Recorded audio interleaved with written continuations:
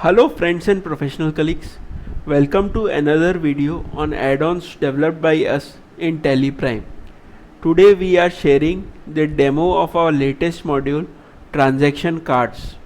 In day-to-day accounting, a single transaction often involves multiple voucher entries. For example, for income transactions we pass entries for income booking, TDS receivable and the related receipt voucher. Similarly, for expense transactions, we record expense booking, TDS payable, and the related payment voucher. The transaction cards module simplifies this entire process by allowing you to record all the related vouchers from a single entry screen. It also provides quarter-wise reporting of TDS payable and TDS receivable with an option to export these reports to Excel. Many users find existing TelePrime TDS compliance features cumbersome and difficult to adopt. Our add-on offers a semi-automated process. Whenever TDS is deducted, the relevant details are automatically fetched from the ledger master or entered in the transaction card itself. However, please note the module does not decide whether TDS is applicable.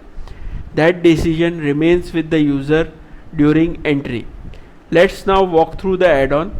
First, enable the module. F1, O, F4, Control A to accept. F6 to enable it in the current company. Now, under the gateway of Tele, under vouchers you will see a new menu item, transactions. You can also use R button. Here's what you can do from this section. So first, if GST is applicable, F11, enable GST. If it is applicable, then the specify GST masters will be available. If GST is not applicable, this will be automatically disabled. In specify GST masters, you can specify your registration type. You can specify the IGST, CGST and SGST output ledgers. You can also specify the IGST, CGST and SGST input ledgers. Additionally, we have three display masters: party ledgers, sales income ledgers, purchase and expenditure ledgers.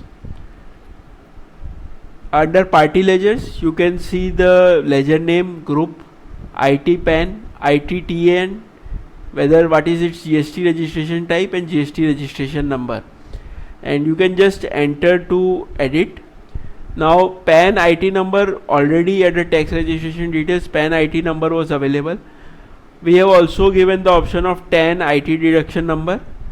So in case of your customer who is deducting TDS, you can add the TAN number here for reporting purpose. Similarly, for customers also option is there if TCS is collected. Now we come to the sales and income ledgers. So ledger name, group, HSN code, HSN description and IGST rate. Again, if any data is not available, you can enter to edit. Under purchase and expenditure ledgers, same report. Additionally, if RCM is applicable, yes or no. Again, if you want to edit, you can just enter to edit. Now we come to the entry part. So we'll first make an income and TDS entry. So this is now your entry screen. Let's say 1425. Now I need to select the income ledger. All the options will be available. Let's say I select audit fees. Again I get the option to select the customer from party list. Let's say it's customer 2. Now it is fetching the IT10, GST, registration type, place of supply and GST type from the master of the ledger. I only need to say give the sale amount, TDS amount, GST amount, narration.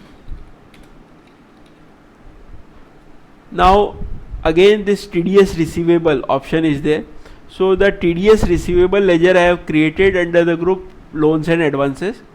And in under the loans and advances group, if any ledger has the word TDS, it will show in this list. So let's say if not applicable, then it will take me forward. If applicable, it will ask for the section. I have now included all the sections. I have also included for non-filer and where the PAN is inoperative, higher rate which is applicable. So let's say this was 194J. I can type 194J. Any other case 10%, and let's say what the receipt is not applicable. So we are calculating the TDS. Now TDS is only calculated on the income sale amount. It is not calculated on the GST amount that we have taken care of here, and the entries will be passed. Similarly for expenses, expense ledger name I have to select. Let's say commission, my supplier. If there is a bill, I give the bill reference. Amount is 1000. 180 is the TDS GST.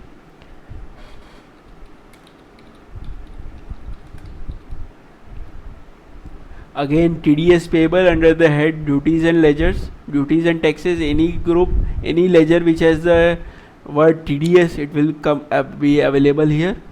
TDS payable 194H. Commission or brokerage, let's say 206. Non-filer was also applicable, 10%. And I have not just created the cash and bank account, so it's not available here in this company. Again, the TDS is only calculated on the expense purchase amount and not on the GST amount. I accept yes. Now I'll go to the day book and show you the vouchers. So the customer, again audit fees, CGST and SGST. Similarly TDS receivable, the narration is also there, being TDS receivable at rupees 500 under section 194J at 10% on 5000 rupees on account of audit fees. Now whenever this TDS receivable, the amount is stated, or even if you do a manual entry of TDS receivable, a subform will come. The TAN will be fetched from the TDS receivable ledger, name, amount, date of payment, etc. Similarly, the commission voucher entry we have done. CGST, SGST and IGST it will take care of. Again, control I, party details. So it is fetched from the supplier ledger. This is used in GST reporting.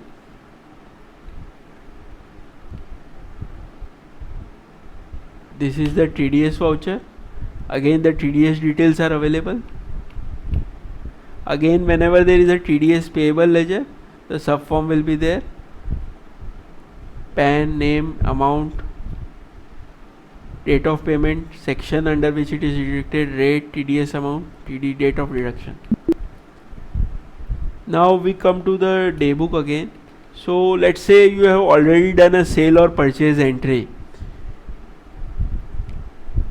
The option is there for TDS deduction or receipt entry.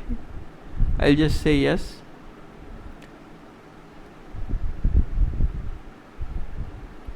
I only have to select TDS receivable. So it's 194J.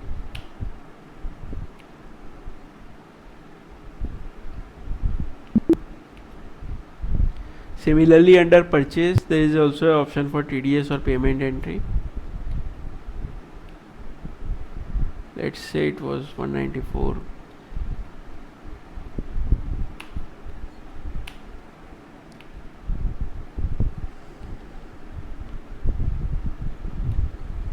Now we have two more general entries, TDS receivable,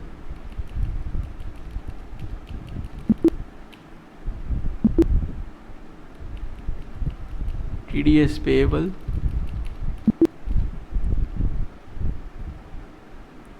now we come to the reporting part.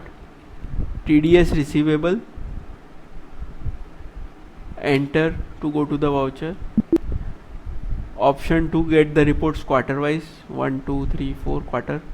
Again, Excel export option is also there. Similarly for TDS payable, this is the report, Excel export, quarter wise reporting, and TDS paid. So whenever there is a TDS payment of TDS payable ledger, then it will ask for all these details.